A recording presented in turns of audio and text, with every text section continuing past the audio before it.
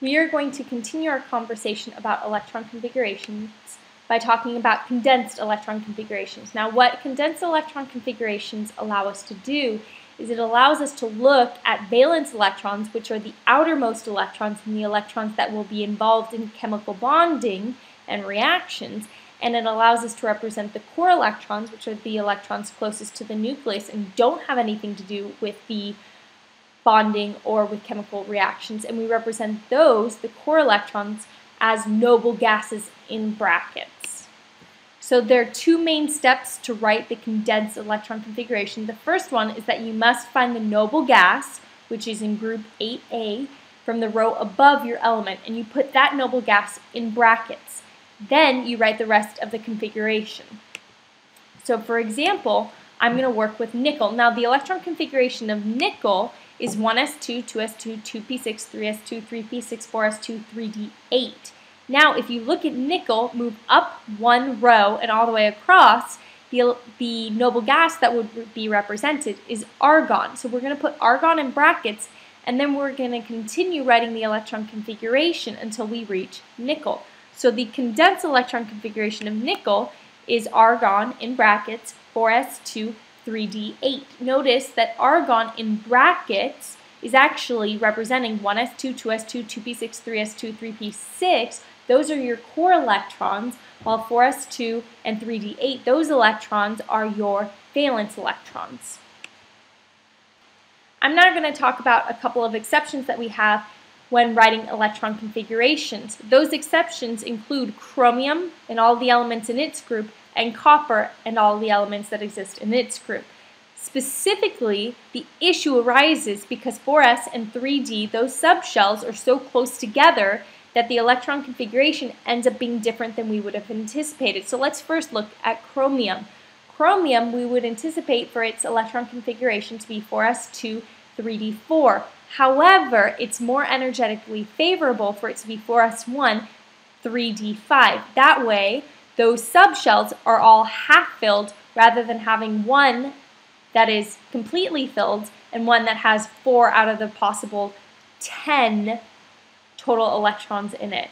Similarly, with copper, instead of being 4s2, 3d9, which is awkward because it's so close to being completely filled with the d orbital, instead it's s1, d10, meaning it's 4s1, 3d10. So all elements that are in chromium's group, so chromium, Mo, W, and Sg, those elements are all S1, D5. So for example, for molybdenum, it is 5S1, 4D5.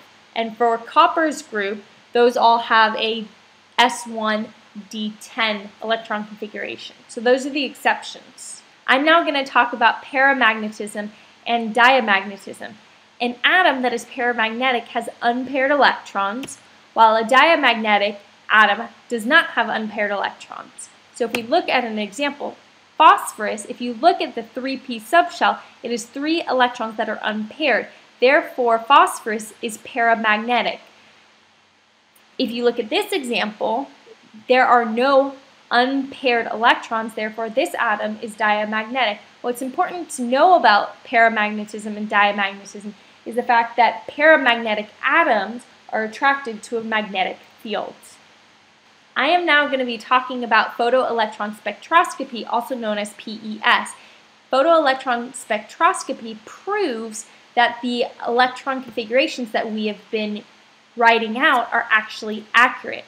Photoelectron spectroscopy uses high-energy UV or X-ray radiation in order to remove electrons from neutral atoms. And what we can do then is measure the kinetic energy of those electrons in order to determine the electron configuration of those atoms. I'm now going to be talking about photoelectron spectroscopy, also known as PES. Photoelectron spectroscopy is a technique that enables us to confirm the electron configurations that we were working with, that is actually how electrons are organized in an atom.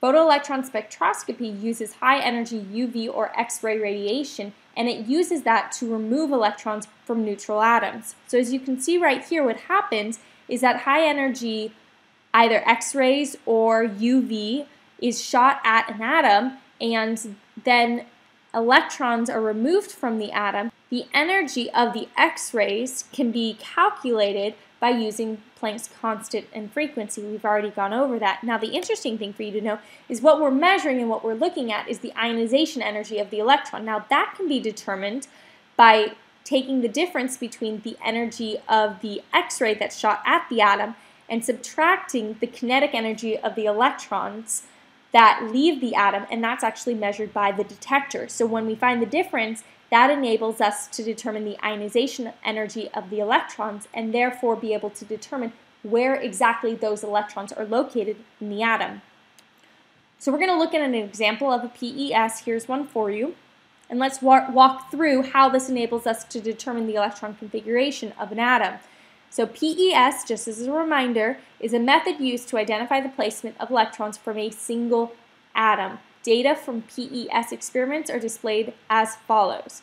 Notice that we are looking at the ionization energies of different electrons in the same atom. Also notice that the ionization energy is decreasing as you move down the x-axis. So the 347, that is the highest ionization energy. 0 obviously is the least. So for number 1, note that the y-axis shows the relative number of electrons in each peak. The peak heights therefore show how many electrons would have a given ionization energy relative to another peak. Recall that the closer an electron is to the nucleus, the more energy would be needed to remove the electron from an atom. Okay? So in the diagram above, peak 349 represents the electrons that are closest to the nucleus, while for 0 are the farthest away. We know from electron configurations that 2 electrons can fit into the 1s sublevel, so we can surmise that the peak at 349 represents 2 1s electrons. So let's work through this. So for this first peak at 347, it notes there are 2 electrons because we know that for the 1s orbital it can fit 2 electrons, and we know it's the 1s orbital because it requires the most energy to remove that electron. For the next peak at 37.1, that would represent electrons in the, well, what comes after 1s? That's the 2s subshell. Note that the height of this peak is the same as the height of the first peak. That means that there are 2 electrons, okay, and that the electron configuration would be 2s2. For the next peak at 29.1, the next subshell would be your 2p. Notice that the peak is a lot larger than the first 2 peaks, therefore it has 6 2p electrons, and the electron configuration would be 2p6. For the next peak at 3.93, it's much shorter, and therefore it only represents 2 electrons, and those electrons come from the 3s subshell. For the next peak, you're at the 3p subshell. Notice that that peak is about 3 times the height as the peak that's in front of it, therefore there are 6 electrons in that peak. For the last one, notice it's shorter than any of the other ones. Okay? First of all, it must be the 4s subshell, but because it is so short, it's about half the size of the, up until this point, the shortest peaks, that there must only be 1 electron in that subshell. Therefore, we've had 1s2, 2s2, 2p6, 3s2, 3p6, 4s1. Therefore, the electron configuration of this atom must be potassium. So that's how you use PES, photoelectron spectroscopy, in order to confirm the electron configuration of an atom.